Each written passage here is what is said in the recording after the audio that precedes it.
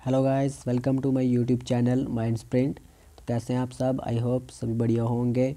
तो आज हम इंग्लिश ग्रामर का प्रैक्टिस सेट लगाएंगे जो कि बहुत हेल्पफुल होगा आपके एग्ज़ाम के लिए, फिर चाहे वो एसएससी जीडी हो, एमटीएस हो, आरपीएफ हो या फिर कोई स्टेट एग्ज़ाम। तो चलिए गाइस, वीडियो को करते हैं स्टार्ट। तो हमारा फर्स्ट क्वेश्चन है, improve the underline part of sentence, choose no improvement as an answer if the sentence is grammatically correct.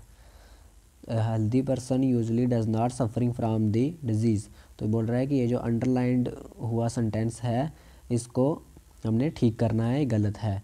तो देखिए, ये जो सेंटेंस है पूरा, ये एक प्रेजेंट सिंपल सेंटेंस है, ठीक है, प्रेजेंट सिंपल टेंस का। तो नॉट सफरिंग आपको पता है आईएनजी जो है वो कंटिन्यूस टेंस में लगता है, तो यहाँ पे नहीं लगेगा। इसका मतलब नॉट सफरिंग फ्राम गलत है, तो इसकी जगह लगेगा नॉट सफ़र फ्राम, क्योंकि ये प्रेजेंट सिंपल टेंस है। तो यहाँ पे लगेगा option number A, not suffer from. A healthy person usually does not suffer from the disease. ठीक है, चलिए नेक्स्ट क्वेश्चन। नेक्स्ट क्वेश्चन है, choose the word that means the same as the given word. Hinder. तो hinder का मतलब होता है बाधा पहुँचाना, मतलब किसी काम में या किसी चीज़ में बाधा पहुँचाना, तो उसको बोलते हैं हिंडर। तो फर्स्ट ऑप्शन है सोर, सेकंड है ऐड, थर्ड है इम्पीड और फोर्थ है स्टेयर। तो इसका राइट आंसर होगा option number C, impede. Impede का भी मतलब होता है बाधा पहुंचाना। चलिए next question, choose the idiom phrase that can substitute the highlighted group of words meaningfully. Driving fast on this bad road is likely to create problem. First option है asking for trouble, second है in seventh heaven, third है put off, fourth है beat around the bush. तो इसका right answer होगा option number A, asking for trouble. Next question है, choose the correct word to complete the sentence. The pianist's dash performance left the audience spellbound, each note conveying a range of emotions. तो first option है jarring, second है stagnant, third है riveting, fourth है controversial. तो इसका right answer होगा option number C, riveting. Next question देख लेते हैं, choose the option which is antonym of dissonance in the sentence given below. After hours of negotiations they finally reached a mutual agreement that satisfied both parties involved in the business deal. तो सबसे पहले हमें dissonance का मतलब पता होना चाहिए। Dissonance का मतलब होता है मतभेद करना, मतलब कि डिफ्रेंशिएट करना। तो हमने इसका अपोजिट वर्ड बताना है, तो अपोजिट होगा समझौता करना।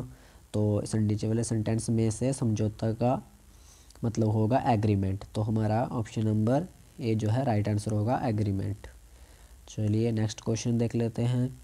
इन the following question out of given 4 alternative select the alternative which best express the meaning of idiom phrase all along. तो फर्स्ट ऑप्शन है at the desired place, second है एवरीवेयर, थर्ड है all the time from the beginning, fourth है people in unity. तो right answer होगा option number C, all the time from the beginning. Next question देख लेते हैं, filling the blank with the most appropriate option. California scratched in her handbag and brought dash a better leather coin purse.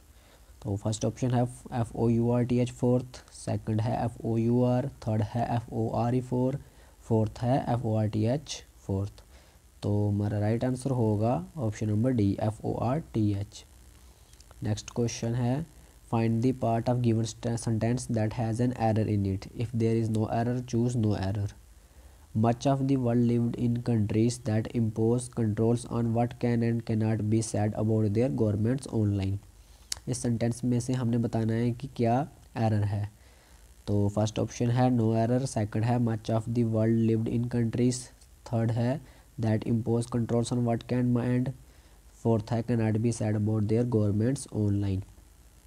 तो हमारा right answer होगा option number B, कौन सा, much of the world lived in countries, क्योंकि much की जगह यहाँ पे आएगा most of the world lived in countries.